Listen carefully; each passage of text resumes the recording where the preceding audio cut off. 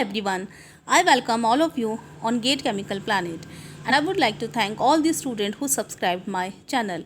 If you have not watched my last videos, then the link of all the videos are given in the description box. Go to the link and watch the full video. In this video, I am going to discuss some of the previous year questions on HPCL refinery examination, and this examination is on 31st October 2020. This examination is for Diploma Chemical Engineers and the post is Operation Technicians. So student, without wasting time, just start the video on previous year questions for HPCL.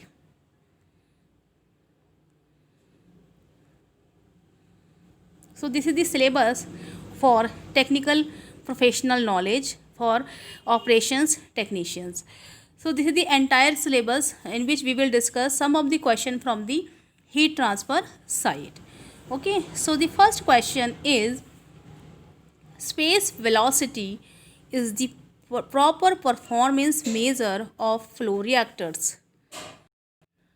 The space velocity has the unit of.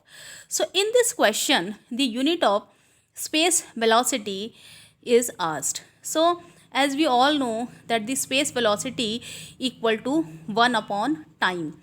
So the unit of space velocity equals to time to the power minus 1. So the option B is correct. Okay, student, here this is only the one question from the CRE side and other 9 questions are from the heat transfer side. In later on video, I will discuss more questions on CRE sides. Okay, so don't worry about anything. We will discuss more questions on other subject also in later on videos. So the second question is, heat flux is the time rate of heat transfer per unit of watt. So here basically heat flux is asked, and we all know that the heat flux is represented by small q and it is equal to rate of heat transfer per unit area. So the correct option for this question is area. Okay, so here area is the correct option. Okay, so now we will move on. Third question, the economy in single effect evaporator is how much? So the single effect evaporator economy has been asked in this question. So as we all know that the economy for single effect evaporator is always less than 1. So the correct option is B here. This question is very important and it may come in examination. I think it is very important, so learn this value directly. Question number 4 is, drop wise condensation occurs at which surface?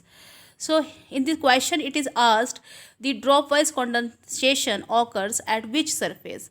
So it is occurs at clean and dirt free surface, smooth clean surface, contaminated cooling surface, or the polished surface.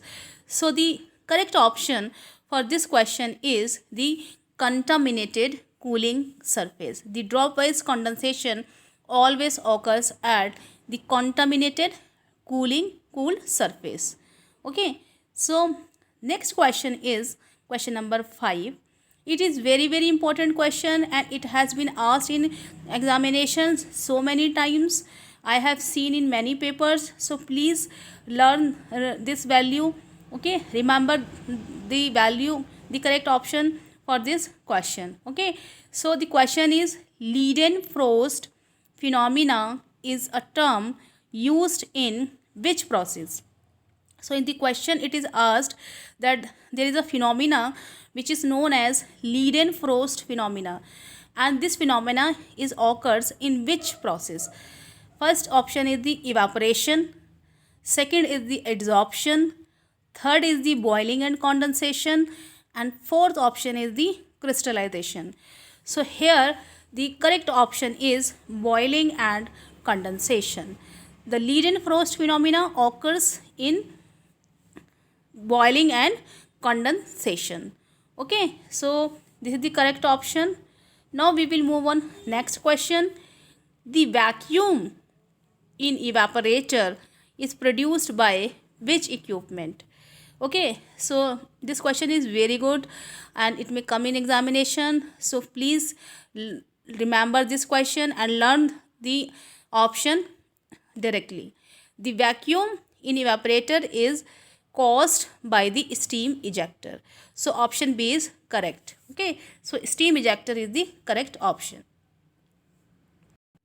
Question number 7th is pyranometer is used for measuring how much temperature, okay, and which value. So here it is very important, student, it is not pyrometer, it is a pyranometer. It is a pyranometer. Pyranometer is different from pyrometer. So pyranometer is basically used for measuring the solar radiation flux. So this is the correct option. It is used for measuring the solar radiation flux. This question is from radiation side.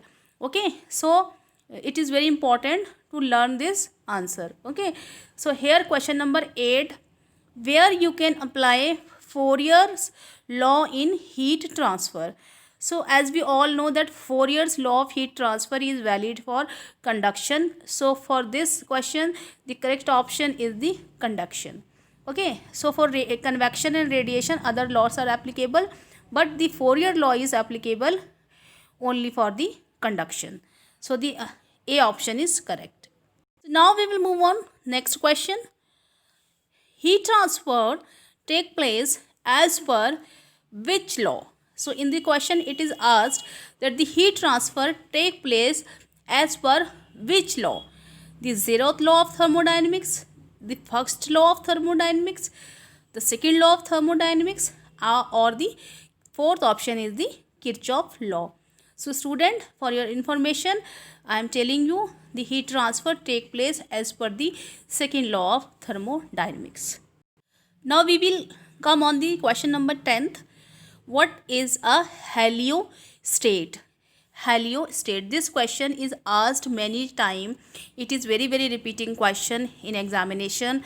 So it is very important to know for you guys. So heliostat, it focus solar radiation at a point. So the correct option for the heliostat is it focus solar radiation at a point. Option A, B and D are not correct because it is not used to measure solar radiation. It is not used to measure the solar constant, and it is also not used to measure the latitude of the earth. The heliostat is used to focus the solar radiation at a point. So the C is the correct option. All the best all of you, and please subscribe to my channel for more videos related to your examination on 31st October 2020, and all the best for your examination on 31st October. Okay, so have a nice day all of you, and all the best for your examination.